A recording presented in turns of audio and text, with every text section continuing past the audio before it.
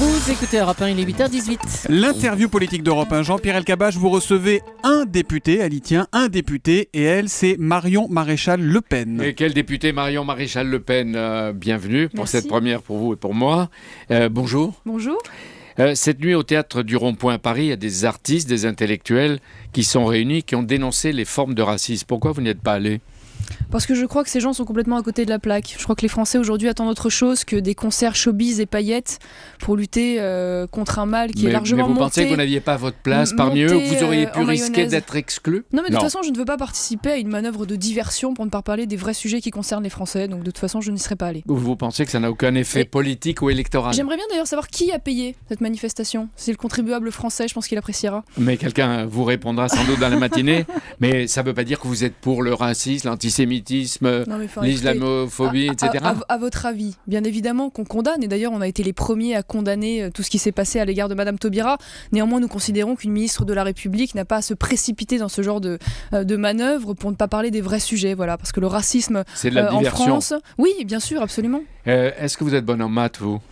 Non, je suis plutôt une littéraire, à vrai dire. Ouais. Le classement PISA de l'OCDE est très sévère sur l'éducation en France depuis des années.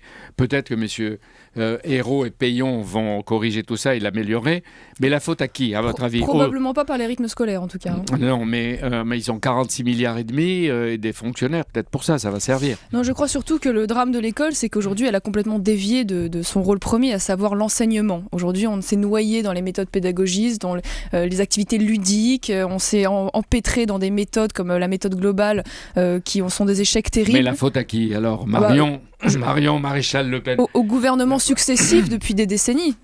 Oui, mais aux parents, aux élus, aux enseignants, un système éducatif qui fabrique chaque année 150 000 non-diplômés. Aux élus surtout qui ont organisé un système scolaire qui malheureusement aujourd'hui ne permet plus de transmettre les enseignements fondamentaux. Vous avez la solution ? Oui, absolument. Je crois que je vous le dis, il faut recentrer l'école sur ses savoirs fondamentaux, notamment en primaire, c'est-à-dire le calcul, la lecture, l'écriture, revenir aux méthodes qui marchent, comme la méthode syllabique. D'accord, l'école et l'université. C'est pour ça que vous avez quitté vous avez arrêté vos études. Oui, j'ai arrêté le M2, mais je suis diplômée en Master 1. Oui, mais c'est-à-dire qu'on apprend davantage dans l'hémicycle de l'Assemblée nationale ou sur les marchés qu'à la fac ? On apprend des choses différentes. En tout cas, quand on est élu, on essaye de s'y consacrer entièrement. Jean-Marc Ayrault, le Premier ministre, reçoit les politiques pour les écouter sur sa remise à plat fiscale. Le Front National n'a pas de groupe parlementaire. Vous êtes deux, vous et quelqu'un d'autre, Gilbert Collard.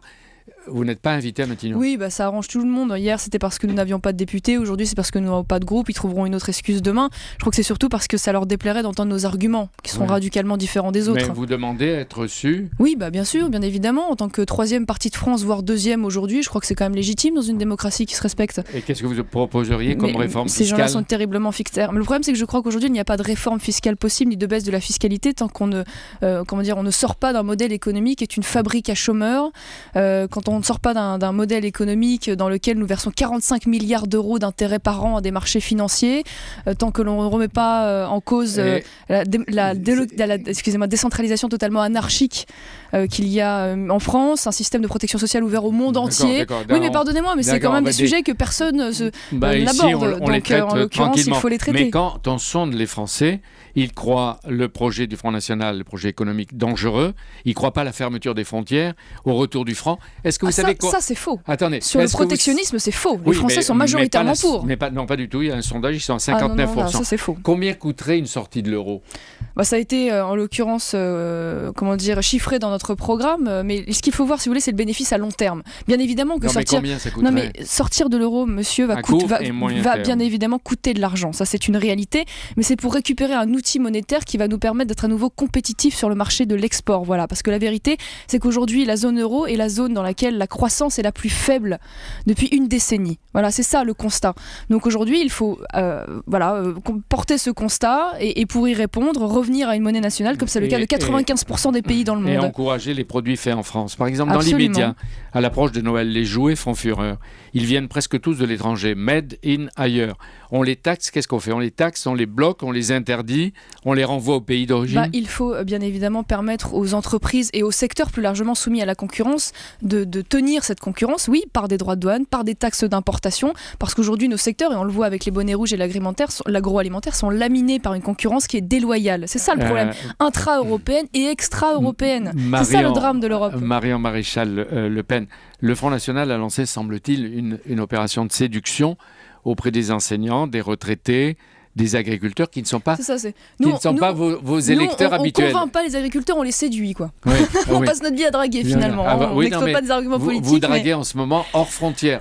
C'est le Front National sans frontières. On ne drague pas, on convainc. On convainc parce qu'on est les seuls à répondre aux attentes de toute une frange de la population qui, eux, entendent les arguments du protectionnisme. Parce qu'il n'y a pas de solution, si vous voulez, pour eux, que celle de les protéger face à la concurrence déloyale. Le secteur de l'agroalimentaire, c'est une preuve manifeste. On parlait hier de la directive détachement que vous devez connaître au sein de l'Union européenne. Rassurez-vous, oui. Oui, voilà. Donc aujourd'hui, le résultat des courses, c'est que nous avons une Union européenne qui a laminé notre agriculture. Si c'est ça l'Europe qu'on vend aux Français, mais pourtant, il y en a qui se battent en ce moment et qui manifestent pour justement entrer dans l'Europe. À l'Assemblée, vous siégez à la Commission des Affaires étrangères. L'opposition en Ukraine, oui. Les Ukrainiens assiègent leur gouvernement.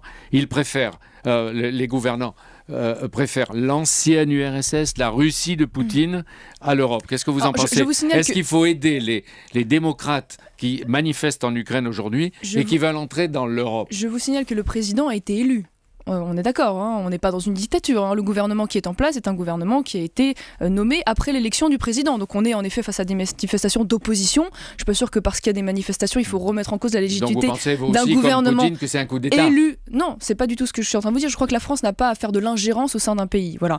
Moi, très honnêtement, je crois que l'Ukraine aurait malheureusement tort de rentrer dans l'Union européenne au vu de l'enfer que c'est, parce que c'est un enfer. Alors ça fait partie des pays, bien évidemment, qui en tirer des bénéfices parce que nous devrons payer pour qu'ils rattrapent leur retard. En majorité, apparemment, les Ukrainiens pensent que l'Europe... En majorité d'où, monsieur ? L'Europe en majorité d'où ? Mais attendez qu'il y ait de nouvelles élections. Oui, mais et ils se disent qu'il vaut mieux l'Europe que Poutine. Laissons faire le jeu démocratique avant de partir. Justement, il y a une motion de défiance qui va être votée à l'égard du gouvernement. Donc ça veut dire que le gouvernement joue le jeu, il laisse la parole. Le Conseil de discipline du Front National se réunit aujourd'hui. Il paraît qu'il va expulser un certain nombre de candidats racistes, parce que vous faites attention quand vous recrutez des gens qui vont se présenter aux élections européennes et municipales. Est-ce qu'il n'y a pas de langue. Expulser des candidats racistes, vous parlez de quoi? De l'affaire qu'il y a eu la fois oui, dernière? quelques-unes. Aujourd'hui, il n'y a pas spécialement prévu. Non, mais ce qu'on apprend, on lit, est-ce qu'il n'y a pas deux langues, deux Front National? Un Front National des villes et un Front National des champs? Non, je vais vous dire, monsieur, là où il y a de l'homme, il y a de l'hommerie. Voilà, on n'est pas à l'abri de la bêtise humaine. De l'hommerie. De l'hommerie, voilà. Là où et je crois qu'on n'est pas à l'abri de la bêtise humaine. On peut juger un mouvement politique au comportement qu'il a à l'égard face à ses dérives. Voilà, nous avons systématiquement sanctionné. Ça n'est pas le cas de tous les partis face même aux malversations et à la malhonnêteté. C'est là-dessus qu'il faut nous juger.